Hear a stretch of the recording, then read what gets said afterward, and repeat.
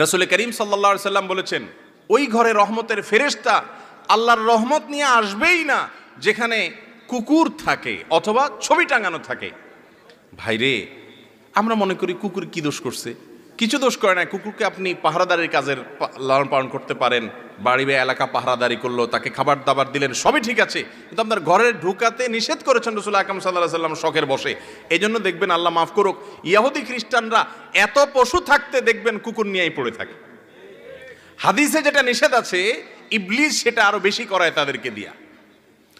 বিড়াল, আবু হুরায়রা রাদিয়াল্লাহু তাআলা আনহু বিড়াল পালতেন, জামার হাতার ভিতরে বিড়াল নিয়ে আসছেন, রাসূল বলেছেন, ও আবু হুরায়রা বিড়ালের বাপ, নাম উঠে গেছে বিড়ালের বাপ। হাদিস তো জানেন আপনারা।